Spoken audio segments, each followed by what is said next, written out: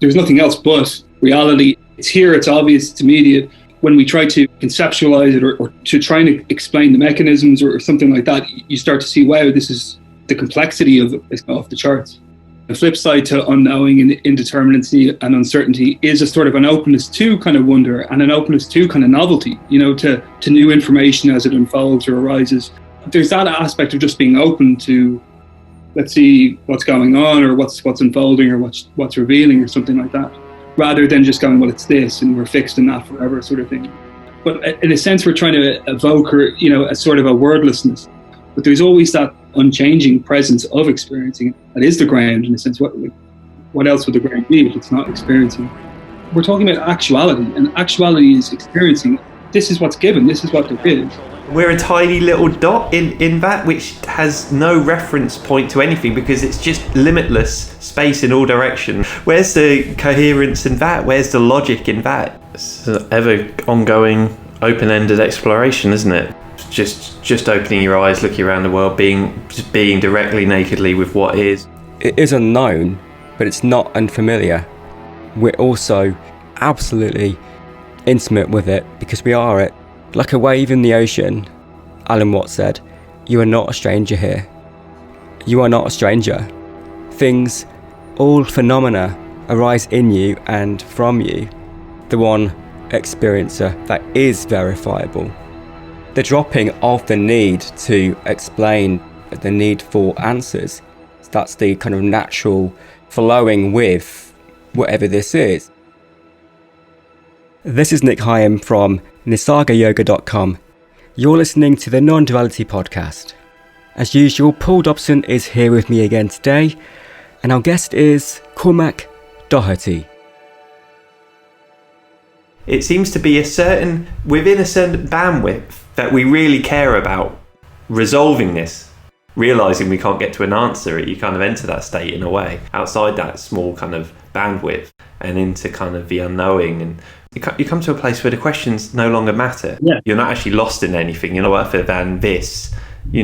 Everything is just an appearance of that. Yeah, there's always that element of ambiguity or indeterminacy or unknowing. But and I know we riffed on that the last time a bit, but maybe what wasn't clear in that is that you could say that kind of, as a way of putting it, a flip side to unknowing and indeterminacy and uncertainty is a sort of an openness to kind of wonder and an openness to kind of novelty, to new information as it unfolds or arises.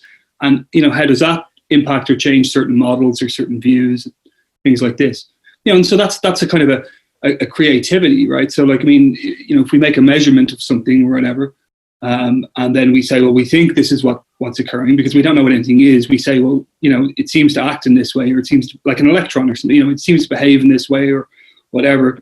But then maybe we find conflicting information, and then you have to go back and kind of dream up a new model, like a paradigmatic shift or whatever.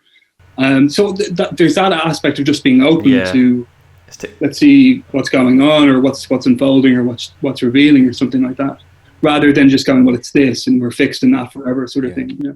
It is unknown, but it's not unfamiliar. It's so familiar, so intimate, so immediate, so actual and factual, actually. Not that there are facts or pieces of information about it that are definite or absolute, but it is factual, as in it's here now, unavoidable. Absolutely, yeah. To the point that there's nothing else we can find. It's kind of obvious, isn't it? We there's nothing else but, say, reality. It's more that when we try to, I suppose, try to conceptualize it or talk about it in certain ways, certain ways we might try to language it, let's say, whether it's scientific or it's spiritual or something like this. We get into all these questions, don't we? We get into questions, well what's the origin, or what's the starting point? Is there a starting point? And what's the boundary? And all these kinds of things start to come up then, where something that's completely obvious, but yet kind of obscure when you start trying to work it out. I don't think we'll never resolve it, will we? Really, I can't. It's, as far as I can tell, because it seems to be, it's sort of trans-dimensional, it just doesn't make any sense. It's not it's trans logic. It's just like, it seems every time scientists come up against paradoxes and things like that, you think that's actually just how things are. It's both and it's not, and it's beyond both and. Yeah. So it's here, it's obvious, it's immediate, but to try and explain the mechanisms or something like that, you start to see, wow, this is the complexity of it, we'll say, is kind of off the charts.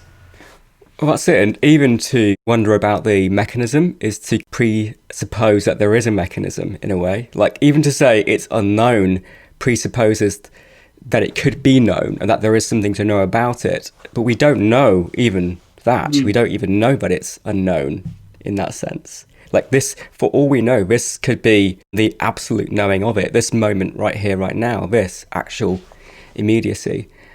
From a sort of scientific or philosophical point of view, there is that movement towards knowledge, facts, data, information that could explain what this is. But, maybe there isn't something to know beyond this isness. Like what you were saying about measurement, it's like the tool of measurement creates the measurement in a way. Without the tool, there is no measurement. That's not even a thing. Yeah, absolutely. Yeah, it's fascinating. Like, I think we were talking about this thing last time about the kind of the without why, where it's not even like the questions get resolved. It's more like they get dissolved. It's sort of like at a certain point you realize, in terms of ultimate explanation or something like this, to say, well, why a universe, or why this, or why that, or why anything, that like kind of that sort of ultimate thing is in a sense inexplicable. There isn't an answer for why in that sense. That's the thing, isn't it? We can't say what the absolute reality of reality is. The dropping of the need to explain, the need for answers, that is the relaxation, that's the relief, that's the rest, that's the kind of natural flowing with whatever this is. And you don't even need to call that something. Yeah. So it does not necessarily that it's resolved, it's just kind of dissolved. And where are you? You're here to embrace what is as it is. But it doesn't mean that we don't explore these questions. It's just to what extent we become fixated with them. To what extent do we think that we either perhaps have figured out some sort of ultimate understanding, or how open are we to the possibility that, well, we can't really make a model of reality, but we can explore reality. It's an ever ongoing, open-ended exploration, isn't it? No matter which way you explore this, if you take it to the absolute extreme of your, let's say, method of exploration, whether that's through science or, just opening your eyes, looking around the world, being directly nakedly with what is, or meditating or yoga or whatever else, you kind of come to the same place, which is the questions eventually dissolve. Reality is functioning as it's functioning, whether we can explain it conceptually or model it in some way or not. Like it is as it is. This is as it is. And we can approach it in lots of different ways and talk about it lots of different ways. But as you say, that when there's a kind of a dissolving of an ultimate explanation, you see that whether you had an ultimate explanation or not, like it's still here now, this exactly as it is. And so to some folks that maybe that's incredibly unsatisfying. It's not particularly satisfactory to the mind that would want a definite sort of, I absolutely have figured it out and I've got it. But again, this sort of uncertainty, indeterminacy, unknowing is also that openness to just embracing as it is, not shaking and kind of going like Hamlet or something, and whatever, but just with whatever unfolds and as it presents, it is as it is.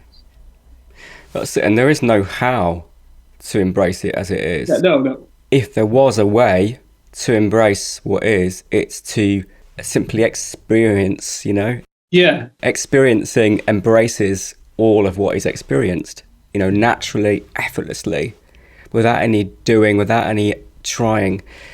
This present experiencing is unlimited, undivided, and contains every expression of the same experiencing, apparently appearing as different experiences. This boundless embrace of it all right now. There is this sort of possibility of noticing that embrace, and how that happens is a mystery really, but it's subtle and very simple. Anything can be here, can't it? Anything can be experienced. It's not like it's suddenly allowed to be experienced. It always has been. It's not about changing anything or stopping anything. It's more an acknowledgement of what already is the case. And that can experientially feel like relaxation. It can experientially feel like peace, but it doesn't have to. The experience of non-duality is your present experience, however it is. We drift too far into sort of like ideals of how it should be. We're chasing after kind of like carrot and stick stuff, you know. Like, I mean, you know, I think to see experiencing as it is to see that, you know, let's put it a different way. Like, looking again, that to me is kind of looking for certainty and security, and looking for an answer. That's going, I want love, I want peace, that sounded great, give me that. But I think that keeps us in a sort of a momentum of, I've got to get that, and anything that's less than that is not reality and not good, and I don't want that, right? Rather than going, it's as it is. If we start putting conditions, we'll say, you know, for experiencing, but of course what we're saying is it's a givenness insofar as it is as it is in its immediacy. So when we get into ideas of, well, there's got to be a certain type of position, if it's a yoga position or something like that, then we're kind of saying, well, you know, you have to do this in order to get to where you already are or something. We get into all those kind of weird situations where we're just attending to experiencing as it is, and we can bracket or temporarily suspend our ideas about maybe what we think it is, and then we just have the irrefutable immediacy of experiencing, which is, as you say, very, very simple, because it's not something that you're actively doing. It's just happening. It's what's happening as it is, as it's given. I think what's been forgotten, isn't it, with those yoga positions and everything else, along with the meditative poses and you know, mudras and things, is that they are actually just another way of exploring. They're kind of tools, like a scientist might use a microscope or something like that. They're just kind of tools, ways of exploring this. You can literally be with this in any way. You know, you can be with it right now. You can have a conversation about it. You can take psychedelics. You can meditate. They're all modes and ways of exploring what this is. There's no hierarchy to this. That's kind of this fact that we're pointing to here, this fact of experiencing. And that's kind of overlooked constantly, I think, isn't it? Yeah, there's never a movement away from this, which is totally abundant, all-inclusive and available. You know, getting lost in the story of the little me and forgetting the bigger picture. Who's to say that that's not another form of samadhi, you know? Yeah. You know, it's another kind of absorption in something, whether that's a so-called sort of spiritual object or a more egoic, mundane object. Yeah. It's all one big meditation, isn't it, really? Yeah, like, exactly. Like, how do we frame it to ourselves? You know, if we say, well, it's a problem and it shouldn't be like this, and, you know, that creates a kind of resistance to what is, because we're saying, well, it shouldn't be like this, but then it is like this, and, you know, we get into that sort of stuff. You know, even you know, maybe a lot of searches, if they're spiritual or what have you, maybe, you know, the kind of looking for certainty and the looking for answers and ultimate understanding, and maybe being caught up in that is itself a kind of maybe it's an exploration for sure, but the expectation to get somewhere, to get that certainty, to get that security, rather than, to your point, on the sort of existentialist approach, which is like, well, why don't we go the other way and just embrace that uncertainty and say, well, you know, there are, you know, I can't necessarily predict what's going to happen an hour from now or a day from now or whatever. And that's the way it is. What is that? Is there something wrong with that? You know, at all? Like, why are we framing it that it is that we need to have certainty about everything all the time? What's that about? You know? Has there ever been that level of certainty about anything for the entire human project? You know? That's so liberating, isn't it? Such an interesting place to be, where you go, actually, why do I need to be certain about this? Why do I need to know what's going to happen? Yeah. And then actually kind of relaxing into the fact you don't know. It's never questioned. It's kind of like yeah, I assume that I need to know. I assume that I have to know what this is, and I have to know what's going to happen, and I have to know what's going on, essentially. And it's like there has to be coherence here. There has to be conclusivity here. Like, but actually, what if it turns out it's actually incoherent? Actually, what is totally illogical, inconclusive. What's wrong with that? What is actually wrong with that fact? In a way, that fact is more open. It's more liberating. It doesn't, if reality was just stuck to our ideas about it and our conclusions about what we think it is, then that would probably I don't think that would actually be a very satisfying outcome. So actually, the real prize is in that irresolvable sort of nature of it. Well, it's sanity, isn't it? Because that is the nature of whatever this is. It's that constant flowing, fluidity, moving, shape shifting, and I think the need for certainty comes from this need for security, need for stability, because of the exclusive identification with certain experiences, and then that need for those certain experiences to remain, to stay constant. Because, that word certainty points to something that is fixed, it is settled, it's not variable, it doesn't fluctuate, there's no ambiguity, no confusion. Yeah. That's not how things are. That's a human mode, isn't it? That's a human mode, that whole thing. I mean, if you zoom out, just from a scientific perspective, if you zoom out and look at like space and galaxies and stars are dying, exploding, and we're stuck in what appears to be infinite space. And we're a tiny little dot in that, which has no reference point to anything because it's just limitless space in all directions. Where's the coherence in that? Where's the logic in that? That's clearly not how the universe as a whole is operating. Yet we get down to these little human modes, and it's like, right, it must get into coherence and fixing, and that's it's not a mistake or anything. It's nothing wrong. It's what our whole society and our whole sort of race is built on, is on this sort of idea of solidity and certainty and coherence. But when you zoom out, it's just like, well, actually, that doesn't apply. Even zoom into the quantum world, it doesn't apply. Yeah. I mean, that's it. Like, yeah, exactly. Like, indeterminacy is the big thing for the quantum kind of view, and I mean, it's like the Einstein and Niels Bohr and all those guys were talking about, Copenhagen interpretation or whatever, where they were kind of going, look, how much do our models actually tell us about reality? How much do they actually explain about reality? And they're kind of like, well, they kind of tell us more about how we model or how we seemingly model processes in reality within experience, rather than telling us, reality as it is in itself, whatever that means. But I mean, even if we look at again, absolutely, we make observations around the universe and or multiverse, whatever we're up to these days, and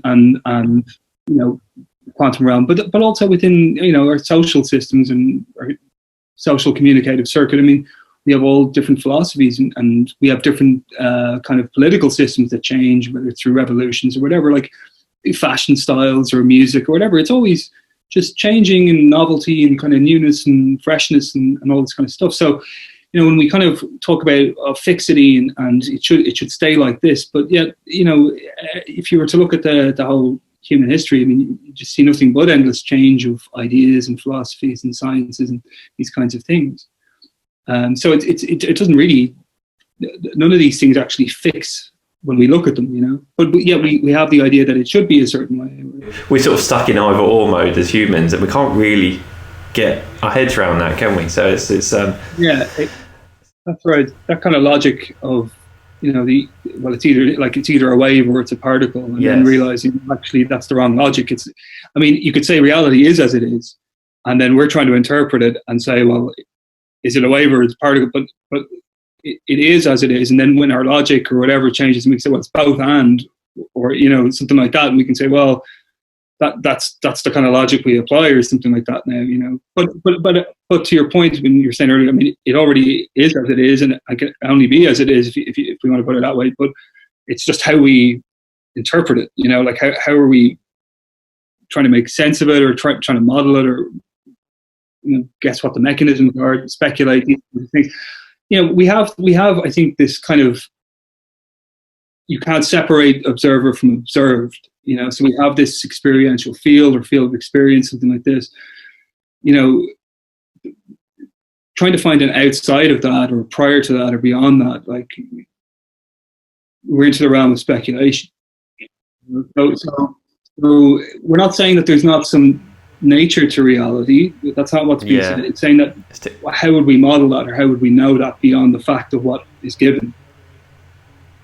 You know, so like even Lao Tzu, and I like, I mean, if you know, if I quite like Taoism, like early kind of Taoist writings like that, but you know, you'll see these kinds of things where you'll say, you know, something unclear, something undifferentiated prior to heaven and earth. I don't know what it is, but I call it the Tao. Yeah. So, you know, there's an intimation of the real, or whatever way we want to put that, but how do we interpret that? Well, that's where we get into mysticisms and, you know, different. Some folks say, well, it's a substantialist thing that's timeless, spaceless, forever outside of experiencing. You know, how are you going to verify that? You know, so we intimate, we intuit something like this, but we can't model it, because how are you going to model reality? Like, you would have to know the initial conditions, which we don't. It's still indeterminate. We would need to know all the mechanisms of the system, which again we're talking about earlier, are indeterminate. And even if we made a model with the best information we have, how would we get outside of the experiential arrangement to compare our model to the actual mechanism? Where would we be making that? Like, where would we be observing that from? Like, how could we be outside of reality? You know what I mean? So that kind of, that's why, you know, I think a lot of unknowing, when we talk about unknowing in these systems, they're kind of saying, well, there's limits to what we can actually verify. And in a sense, that's what you see. And my sense of it is from reading people like Meister Eckhart, like these kind of theologians, medieval theologians, and even Nicholas Acusa. These guys are, you know, in a sense, they're working through a kind of analysis inquiry that is spiritual, or what we would call spiritual, but they're also getting to a limit where they're going, like, it's not like they're going, oh, I know what God is. Like, a lot of people think that, like, you know, theology ended with, like, there was the Bible and everyone's just saying the same thing forever. But these guys weren't like that. They were kind of going, but what do we mean by God? Like, they were always asking, like, but what are we talking about? And their explorations get into these kinds of things of unknowing and this kind of stuff, because they kind of go, well, and that's why they come out saying without why, because they're kind of going, how can you explain it? Where would you be observing it to get that kind of position where you can explain it? Well, if we're going to explore it all, we may as well start here and now. There's enough here, isn't there? There's enough whatever this is to kind of delve into. Don't need to really formulate concepts about it. Explore. And it's not an exploration with the intention to kind of gather facts or to learn about something in this other ways that we explore. Yeah. It's just this, I mean, I would say playfulness and like an adventure, really. Yeah. Seeing what it all is, but not trying to formulate what it all is. Exactly. Yeah, exactly. We're not trying to, you know, come out with some holy truth and say, well, you know, this is the answer and this, whatever. Like, it's, you know, explore it. And like, I mean, my sense of it is, you know, I like science, I like philosophy, I like mysticism, I like exploring these things, but like with a playfulness, not with a sense of, I've figured it all out and now, you know, I'm going to go tell the world. But, you know, not like that. Just seeing that there's different views, different perspectives, and that any of our models and any of our theories are kind of partial and they're kind of subject to revision, and that's fine. There's nothing wrong with that. It's more of a pressure almost to kind of say, well, this is exactly it, and I figured it out, and now I've got to defend this forever and ever.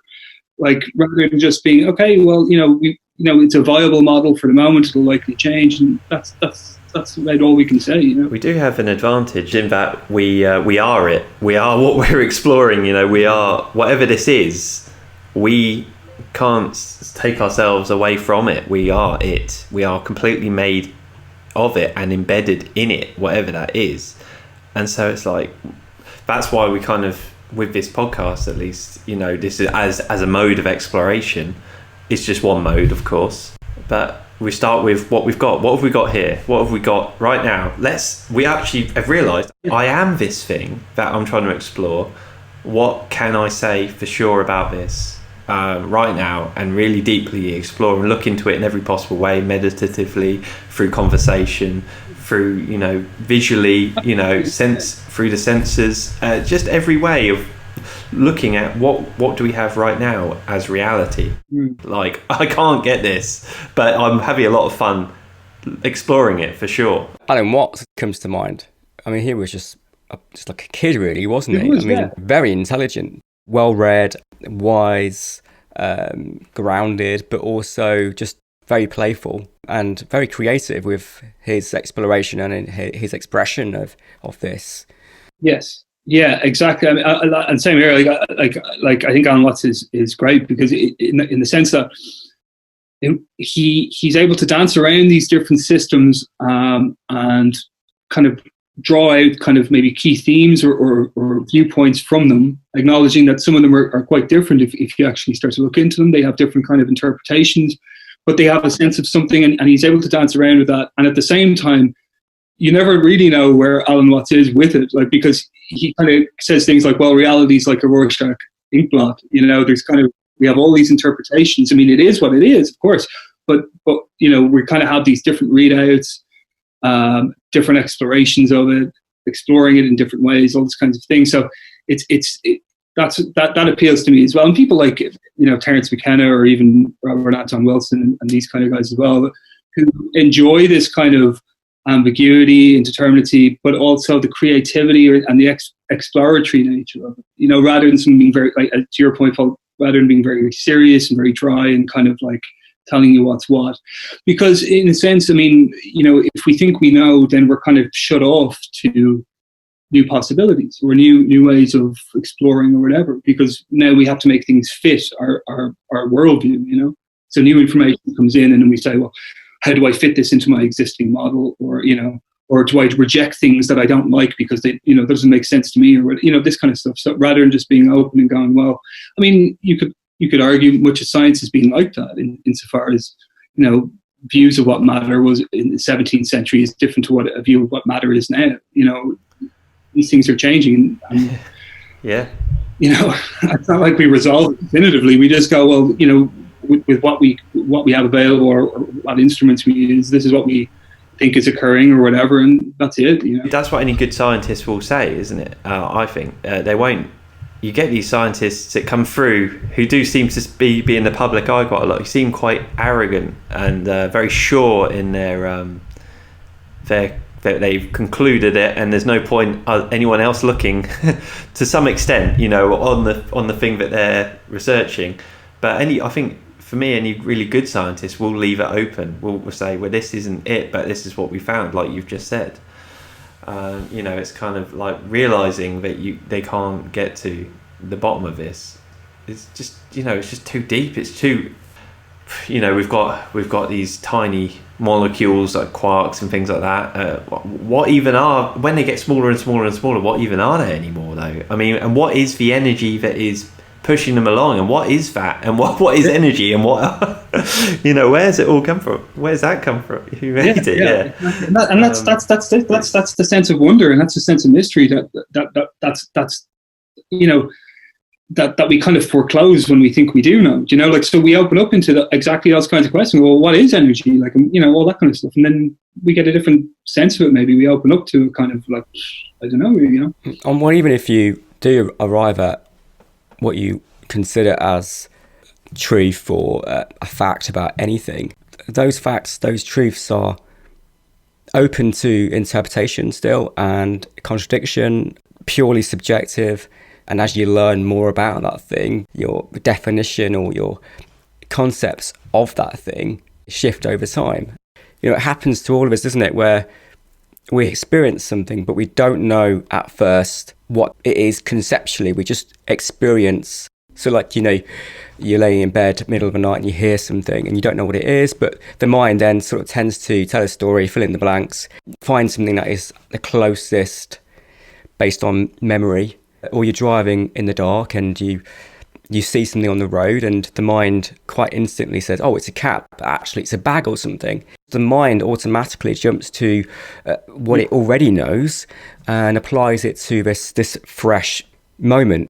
Even if it's based on something from the past, what's in the past is based on what you've acquired through learning, through education, through what you've been told.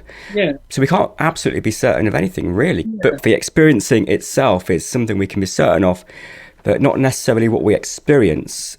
It's always itself, but it's able to be completely differentiated from itself. It's like kind of this initial flame from the sparkler, but it's all sparkling off in all directions in different colours, but it's not ever separate from that original flame. Even though life is unresolvable, we're also absolutely intimate with it because we are it. Like a wave in the ocean, Alan Watts said, you are not a stranger here. Yeah. You are not a stranger. Things, all phenomena arise in you and from you, the one experiencer that is verifiable. In a way, the fantasy is that the waves are not the ocean, something removed, cut off from the ocean. And that's the effect of conceptualising. But of course, it can all be held in a loose way and be met with spaciousness. Yeah, exactly. If you can see fantasies as fantasies, we'll say, or if you can see, that concepts and theories and models are themselves as kind of partial speculations, it's not saying that's it, never have a thought and never get rid of all ideas. It's not like that. It's just seeing them for what they are, that they're limited, that they're partial. They're viable until they're not viable. They're useful until they're not useful, and that's it. You put them down. You don't have to. You're not bound to them forever and ever and ever. It's not like that. So I think an impulse to say, well, I've got this absolutely right, and to your point, I mean, people can get very defensive then, and maybe they feel like something is being attacked within them. But I think we spoke this the last time. Those ideas are maybe ideas that you've been informed of, that you've identified with, that you derive identity from. And the kind of emptiness is the kind of, just seeing that these things inevitably change. Like all our ideas just kind of change, or our beliefs change, our relationships change. Somebody likes somebody one day and then the next day they don't. And, all these kinds of things. Somebody just decides they don't like this type of food anymore. We can have these little kind of fixations that arise and come up and then they go, and they just kind of come along and then they go, and it's just noticing that it's not more complicated, if you like, than just kind of appreciating that kind of movement or shifting of thoughts and concepts and ideas. But I think the emptiness teachings and what they try to point to, the flux and the movement and the changing nature of stuff.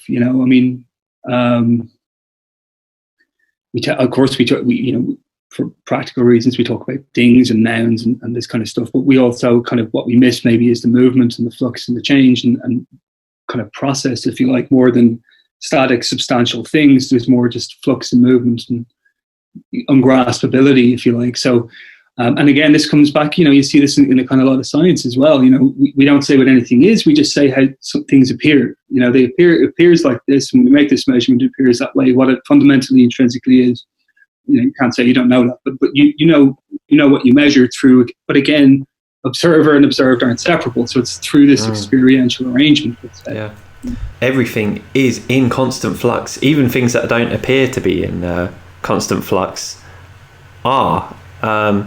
Especially if we just go, not only just from looking at molecules and quarks and things coming in and out of existence, apparently, in the quantum world, but also if we take it just basically back in reference with what we're talking about, experientially, you never see the same moment 2 times in a row. It's just constantly that just constant movement, and it can get so subtle, but it's still moving. It's just, and we have this kind of almost unshakable confidence that things are the same, and I am seeing the same moment, and you guys are the exact same as you were when I started talking a minute ago. But none of that is true. You're seeing experiencing as it is, as a sort of dynamic happening, and the implication of that, of just noticing that thoughts kind of arise and they go. And I mean, this is in most meditative systems to some degree, just observing thoughts, observing feelings, observing emotions, observing the wider field, we'll say, and noticing, as you say, things like subtleties like light changing and, moods and emotions. You wake up in a good mood, and in the afternoon you're in a bad mood, and then in the evening you're in a different mood, and just noticing that flow of things, that things don't really get stuck in the way we tend to perhaps tell a narrative that they do get stuck, like I'm stuck in a certain type of mood, or I'm this type of person, or whatever. But again, just seeing that, it's always changing, it's always kind of fresh, there's always a kind of a novelty to it if we attend to it. Experiential presence, we'll say, is given, in a sense. Like that's it, that is the ground, in a sense. Like where else is there, there's no way, you can't verify an outside of experiencing or prior to or beyond. So there is experiencing, and when we talk about kind of like the wordless kind of, I think we were looking at this the last time, when we tried to get into, I don't know what anything is, but in a sense we're trying to evoke, or, a sort of a wordlessness, a wordless kind of just, and then our explanations, if you like, there's a paper I've read for a good few years by a guy called Humberto Maturana, who's a Chilean biologist, and he wrote this paper called Reality. But he makes a very good point, and it's a point that maybe you guys have come across in different systems, some psychotherapies, some philosophies, East and West, but he just says it kind of clearly, where he's like, look, you could say that our explanations come down secondary to the primary fact, or the primary function, we'll say, of experiencing reality. And then our explanations come, when languaging starts, then we're kind of getting into, well, what is this, and how is it happening, where is it coming from, and all that. But there's always that, as you say, the kind of unchanging presence of experiencing, and that is the ground, in a sense. What else would the ground be if it's not experiencing? Even though we talk about science, there are certain philosophical positions in science, so physicalisms and objectivisms, but you can't extract the observer from the observed. You can't separate those out. You can't we can talk, a lot of science will say things like, well, the universe would be much the way it is if we weren't here to observe it. But what does that mean? How could anyone verify that?